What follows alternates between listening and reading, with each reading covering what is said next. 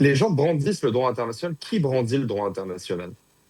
Quelques extrémistes d'extrême gauche, quelques intellectuels de plateau, quelques bien-pensants. Mais en réalité, les deux seules véritables entités qui ont un poids international n'ont jamais condamné Israël pour génocide depuis le 7 octobre.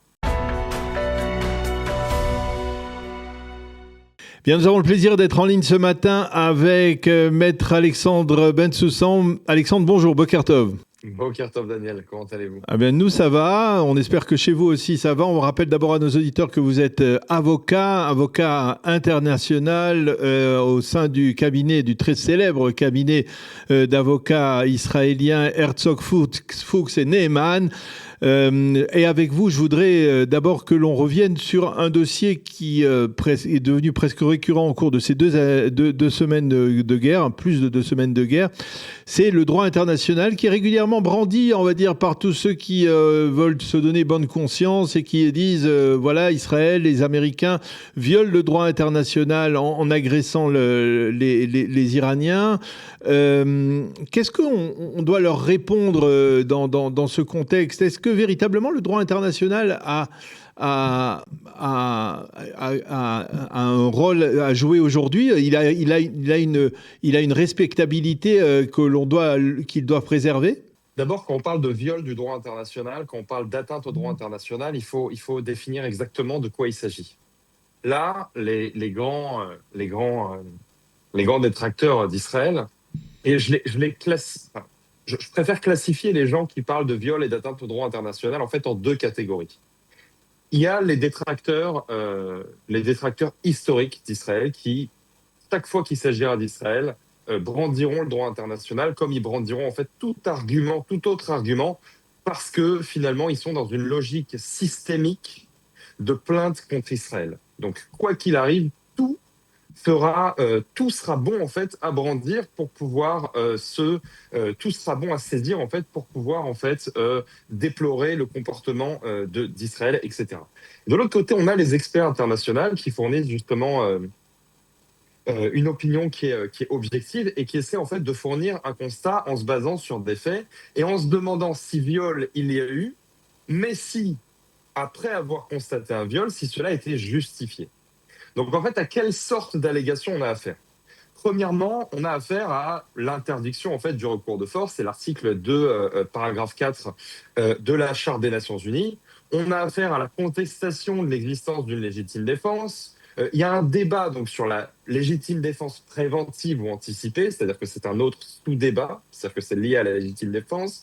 Il y a des accusations de violation en fait, de souveraineté iranienne, donc souveraineté, c'est-à-dire du territoire iranien. Il y a des accusations en fait de violation du droit international humanitaire, etc., contre Israël. Donc ça, c'est les grands chefs d'accusation.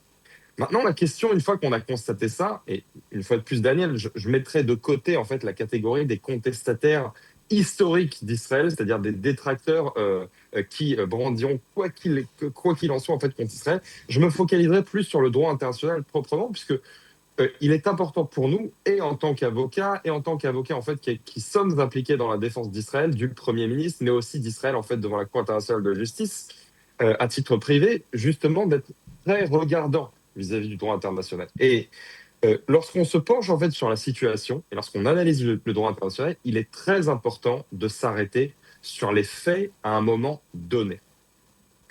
Lorsqu'on analyse les faits à un moment donné, le 28 février, nous sommes dans une spirale qui a commencé le 7 octobre, qui a été déclenchée par le Hamas. Ces 2 dernières années et demie, nous avons subi les attaques à répétition des proxys de l'Iran. Donc nous sommes dans une logique, je ne dirais même pas de guerre préventive ou anticipée, puisqu'en fait la guerre est initiée en fait, par un des bras armés de l'Iran le 7 octobre.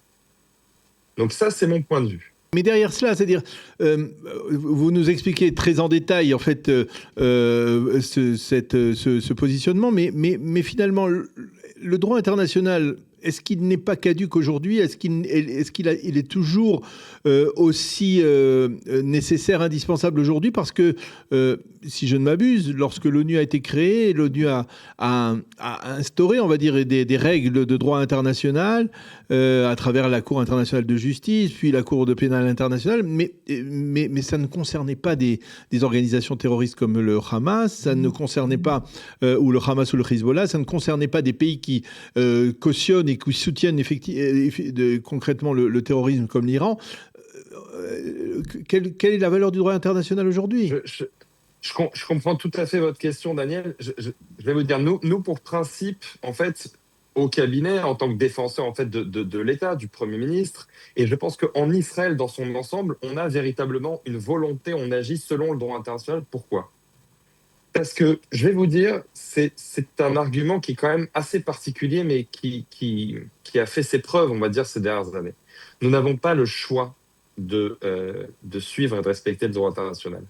Étant donné que nous sommes dans une position dans laquelle nous sommes un petit pays, certes extrêmement brave, certes qui fait preuve en fait de prouesse technologique, scientifique depuis maintenant des années, il ne faut cela dit ne pas oublier notre position, notre taille et notre possible dépendance en fait vis-à-vis de certaines entités, de certains pays, etc. Donc par conséquent, on ne peut pas envisager de se couper complètement du droit international, puisque finalement, on ne sait pas qui demain régira aux États-Unis. On ne sait pas Non. quelles seront les lois qui seront les lois émises par les cours internationales. Donc, on doit à la fois être extrêmement diplomatique sur la scène internationale et à la fois observer et être regardant du droit international. Oui, rien que les précautions que vous prenez là, Alexandre, ça nous montre que finalement, ce droit international, il a un petit caractère il est un petit peu politisé, ou peut-être même dire, certains diront Mais beaucoup politisé. bien évidemment. Et donc finalement, il n'est pas conforme, on va dire, à l'esprit du droit, à l'esprit d'un état de droit, et que finalement, c'est-à-dire, et je vais vous poser la question de but en blanc, concrètement, le fait d'avoir attaqué l'Iran aujourd'hui, c'était une légitime défense, alors que l'Iran menace depuis 47 ans l'État d'Israël de destruction. Le fait de l'attaquer aujourd'hui, le fait de frapper le régime, est-ce que c'est légitime? Moi, je ferais quand même une dissociation entre les grands crieurs de réseaux sociaux et de plateformes en tout genre et véritablement ce qui se dit dans les instances internationales. Je voudrais rappeler quelque chose. Les gens brandissent le droit international. Qui brandit le droit international? Quelques extrémistes d'extrême gauche, quelques intellectuels de plateau, quelques bien-pensants. Mais en réalité, alors que toutes les instances internationales, alors que beaucoup d'instances qui se disent internationales, qui se disent avoir un certain poids, beaucoup d'ONG, etc., brandissent justement le droit international pour accuser Israël de viol. Les deux seules véritables entités qui ont un poids international, à savoir la Cour internationale de justice et la Cour pénale internationale, n'ont jamais condamné Israël pour génocide depuis le 7 octobre. La caractéristique de génocide n'a absolument pas été reconnue par aucune des cours internationales qui ont un véritable poids. Donc, je dissocierais en fait les gens qui se réécrivent et qui brandissent le droit international en fait à tout prix des décisions qui sont véritablement prises. Mais vous le savez, Alexandre, ces deux cours, la Cour pénale internationale, la Cour internationale de justice, sont des cours qui sont des émanations directes de l'ONU. Lorsque l'on sait comment l'ONU se comporte envers Israël, comment peut-on considérer que le droit international a une valeur quelconque face à un argument simple de l'État d'Israël, qui est sa légitime défense, de lutter contre ceux qui veulent sa destruction? C'est peut-être des émanations de l'ONU, mais on a quand même des déclarations de la part de représentants de l'ONU qui diffèrent quand même des verdicts qui ont été rendus concernant en fait Israël depuis le 7 octobre. Mmh. Et je voudrais aussi spécifier quelque chose, rappeler quelque chose. On parle du fait que le droit international soit potentiellement caduc. C'est le sujet de ce débat. Moi, je pense qu'en réalité, la façon dont il a été construit et la façon dont il a été pensé est caduque. C'est-à-dire qu'en fait, je ne me débinerai pas, je ne mettrai pas le droit international de côté. Je le répète et je le martèle depuis le 7 octobre et depuis que je suis dans le monde du droit. Nous sommes vraiment nous aspirons au respect du droit international et c'est véritablement quelque chose en fait qu'on peut retrouver dans les décisions en fait en Israël, etc. Maintenant, la façon dont le droit international est pensé de base, et j'ai surtout en tête par exemple le traité de Rome. Oui. C'est-à-dire qu'en fait, la plupart des gens en fait qui ne sont pas familiers avec le droit international, qui ne sont pas familiers en fait avec la Cour pénale internationale, ne comprennent pas pourquoi, par exemple, je vais vous donner un exemple tout bête. Pourquoi, par exemple, il n'y a jamais eu de mandat d'arrêt de la Cour pénale internationale contre Bachar el-Assad? Oui. Pourquoi est-ce qu'il n'y a jamais eu de mandat d'arrêt de la Cour internationale contre Khomeini, contre Khamenei, etc. Mhm. Pourquoi est-ce que ces grandes figures du mal, qui sont des gens qui ont brimé, qui ont opprimé, qui ont massacré, qui ont fait violer, qui ont fait pendre des dizaines de milliers de personnes, pourquoi est-ce que ces gens n'ont jamais été poursuivis? Et à ce moment-là, en fait, moi, c'est véritablement la difficulté que j'ai avec le droit international et avec la façon dont il est pensé. C'est que vous avez le traité de Rome, et c'est un fonctionnement qui est extrêmement enfantin. C'est vraiment, aussi bête que ça puisse paraître, si jamais tu touches, alors tu joues.